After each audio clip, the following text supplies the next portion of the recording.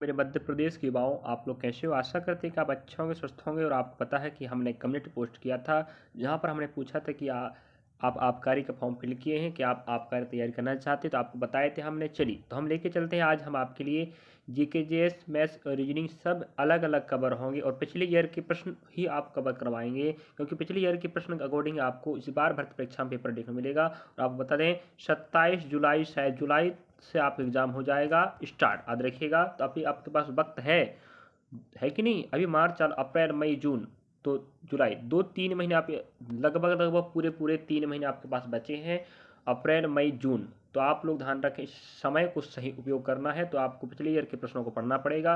हम आपको maths cover कराएंगे, रीजनिंग कवर कराएंगे, जीकेजीएस कवर होगा और साइंस, ठीक है। और कितने कितने प्रश्न आएंगे, किस प्रकार के प्रश्न रहेंगे, आपको देखना पड़ेगा। और जो फर्स्ट वीडियो आप नहीं देखे तो जाके देख सकते हो। हम एमपी आबकारी आरक्षक PYQ क्लासेस 2025-26 करके प्लेलिस्ट बनाया, जहां पर हम आपको पूरे वीडियो मैथ्स रीजनिंग जीकेजीएस को वहीं पर आपको मिल जाएगा, ठीक है। चलिए, और आप पहली बार देख रहे हैं तो आपको बता दें, अपने साथियों के पास जानकारी साझा करें अगर वो भी पढ़ना चाहते हैं। मध्य प्रदेश एक्साइज कांस्टेबल का सिलेबस किस प्रकार से होता है, तो आप देख सकते हैं पहला वीडियो। किस प्रकार से पढ़ना होगा सब हम आपको बताया है, पूरी सिस्टमेटिक जानकारी। और प्रश्नों को लेकर चलते हैं हम आपको।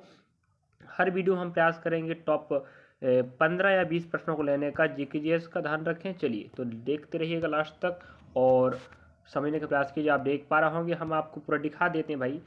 डेट की बात करें तो 20 फरवरी 2023 का एग्जाम हुआ था, सितंबर पहले का है कि नहीं? आपको यकीन नहीं होगा, दिखाना पड़ता है ना। और इस प्रकार से पहला प्रश्न देखते हैं हम आपके, लिखिएगा। थोड़ा प्रयास कीजिए समझने के मेरे विद्यार्थियों, जगह थोड़ा कम पड़ता है यहाँ पर।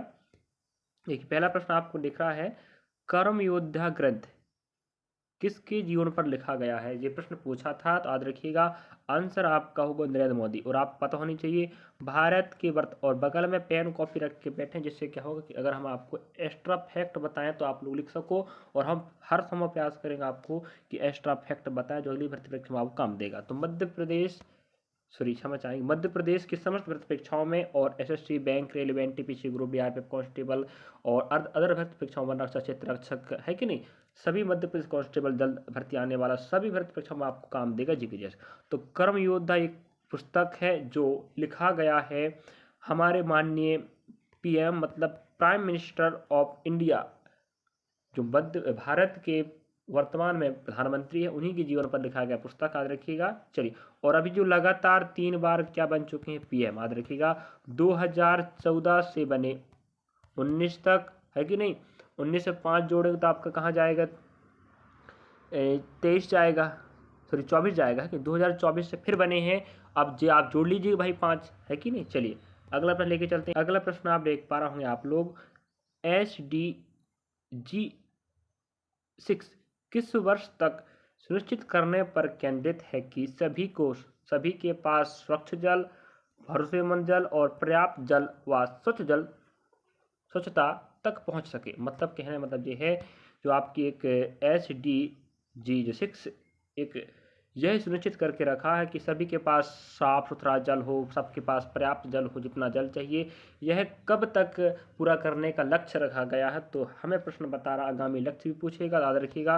आप ऑप्शन देख पा रहे होंगे आप लोग यहाँ पर 2025, 30 और 35 और 40। तो आपका आंसर राइट होगा 2030 तक, याद रखिएगा। 2030 तक लक्ष्य रखा गया है कि सभी के पास स्वच्छ जल हो, भरोसेमंद जल हो और पर्याप्त जल हो, बिल्कुल स्वच्छता वाला, ठीक है। अगला प्रश्न आप देख पा रहे होंगे, किस देश ने 2021 में अंडमान और निकोबार द्वीप समूह विकास परियोजना के लिए 265 करोड़ रुपए अमेरिकी डॉलर की अनुदान सहायता की मंजूरी दी है? तो भारत क्या करता है, अंतर्राष्ट्रीय स्तर पर अन्य देशों से सहयोग भी प्रदान करता है, सहयोग लेता भी है और सहयोग प्रदान भी करता है। उसी प्रकार जो आपको पता होगा कि अंडमान निकोबार द्वीप समूह हमारे भारत का एक केंद्र शासित प्रदेश है, और यहीं के लिए हमारी सरकार ने, ध्यान रखिएगा, जापान से क्या सहायता लिया है? 265 करोड़ अमेरिकी डॉलर का सहायता प्रदान करने की मंजूरी दी है।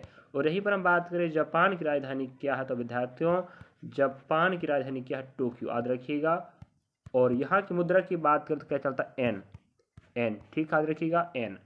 क्योंकि हम आपको एक्स्ट्रा फैक्ट बताने वाले हैं। चलिए जी, आपका आंसर हो। अगला प्रश्न आप देख पा रहे होंगे, बिल्कुल हम ऑथेंटिक और सही अपडेट आपको प्रश्नों को पढ़ाएंगे और आपको हम दिखाई चुके हैं, पहला जो फर्स्ट में दिखा चुके हैं भाई PDF है, इसी भर्ती की परीक्षा है या नहीं, है कि नहीं, आप देख भी सकते हो, नहीं तो आप कहो भाई कहीं और भर्ती का PDF आप कार्य करके पढ़ा रहे हैं, ऐसा बिल्कुल नहीं है कि नहीं, आपको फर्स्ट में दिखा चुके हम।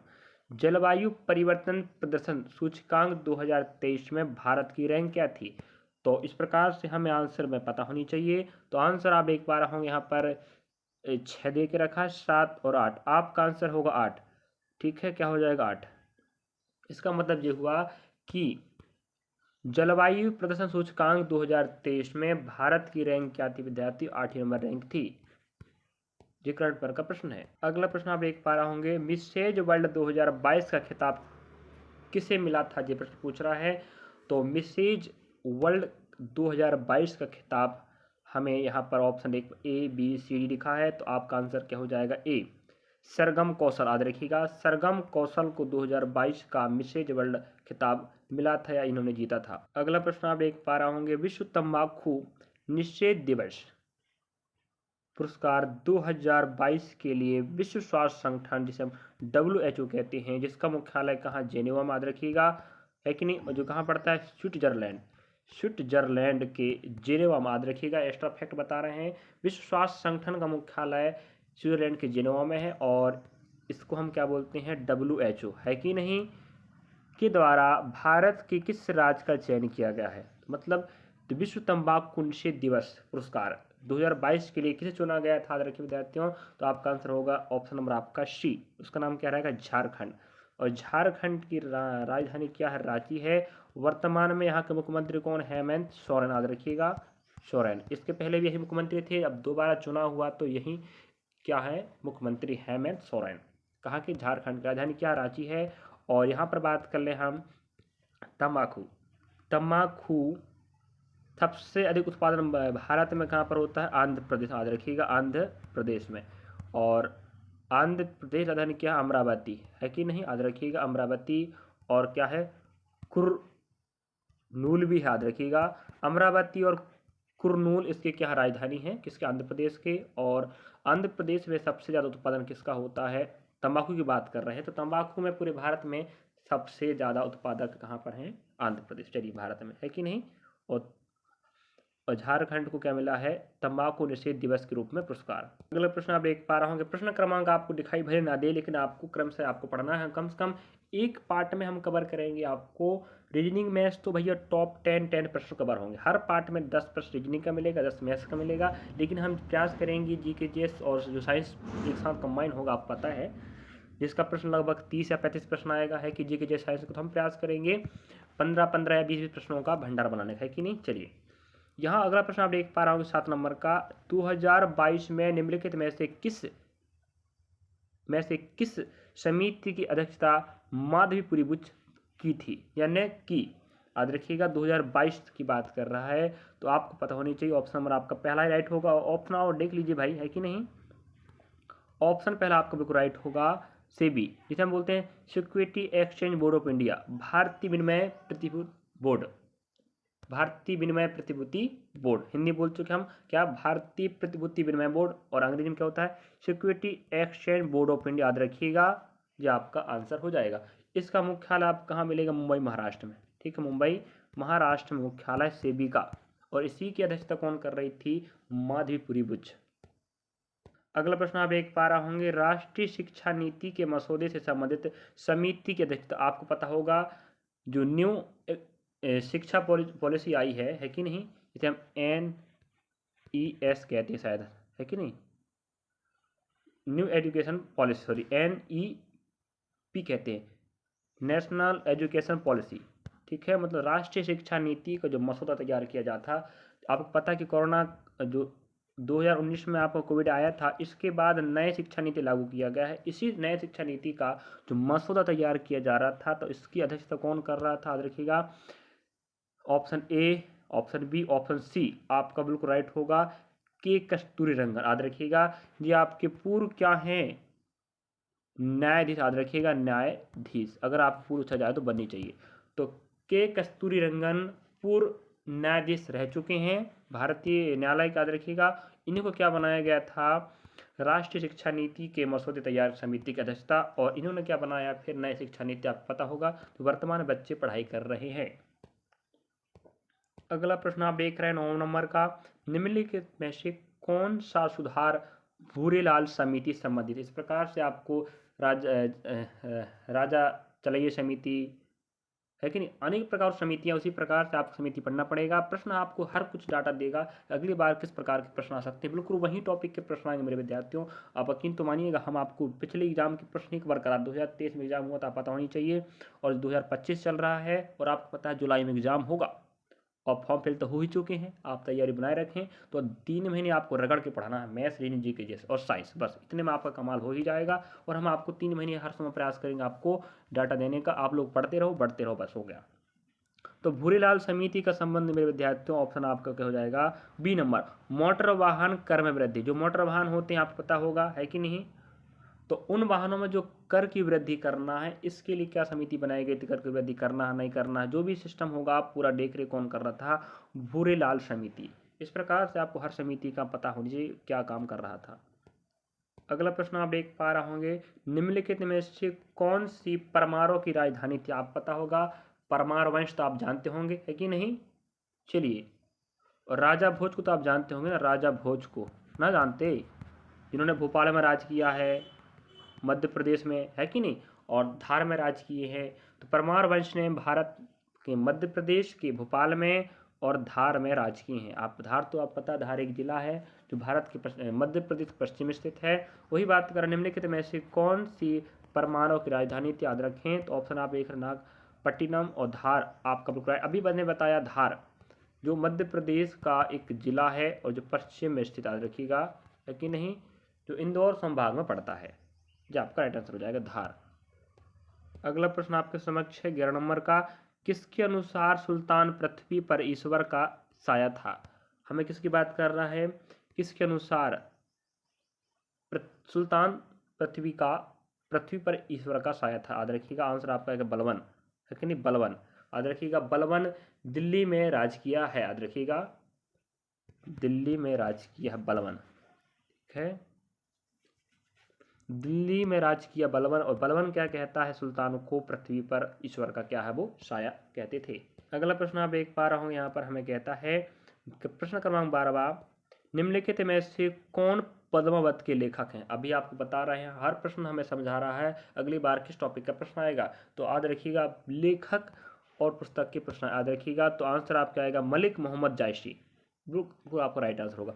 पद्मावत एक पुस्तक है जो हमारे मलिक मोहम्मद जायसी द्वारा लिखा गया है। अगला प्रश्न आप देख पा रहे होंगे, यहाँ पर बोल रहा है, पानीपत की तीसरी लड़ाई में मराठों ने किसके खिलाफ लड़ी थी, याद रखिएगा। अब यहाँ पर पूछ रहा, पानीपत की 3 लड़ाई हुई थी कि नहीं, आपको पता होगा, पहली 1526, 1556 और 1561, है कि नहीं। इस प्रकार से आपको पानीपत की तीसरी लड़ाई की बात कर रहा है, तो आपका आंसर क्या हो जाएगा विद्यार्थियों, आपका अहमद शाह अब्दाली, ठीक है। मराठा और अहमद शाह अब्दाली के बीच युद्ध लड़ा गया था पानीपत तीसरी लड़ाई। पहली लड़ाई की बात करें, बाबर और आपका होनी चाहिए कौन, इब्राहिम लोदी, है कि नहीं। नेक्स्ट अकबर और हेमू, पहला युद्ध लड़ा गया था बाबर और इब्राहिम लोदी 1526, याद रखिएगा, सन भी याद रखना है, 1526 बाबर और इब्राहिम लोदी भी लड़ा गया था।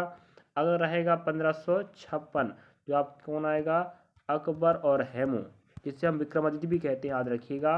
अगला आपको हम बता चुके हैं, तीसरी लड़ाई की बात कर रहा है, जो मराठा और अहमद शाह अब्दाली के बीच लड़ा गया था, याद रखिएगा, प्रश्न बन जाएगा, है कि नहीं। यहाँ शायद मिस्टेक कर दिया मैं सन का, देखो 1526 रहेगा, 1556 रहेगा और 1761 रहेगा, है कि नहीं, याद रखिएगा, 26, 56, 1761 रहेगा। पहली लड़ाई, दूसरी लड़ाई, तीसरी लड़ाई, और पहले हम बता चुके हैं बाबर और इब्राहिम लोदी, अकबर और हेमू, और यहाँ रहेगा मराठा और अहमद शाह अब्दाली।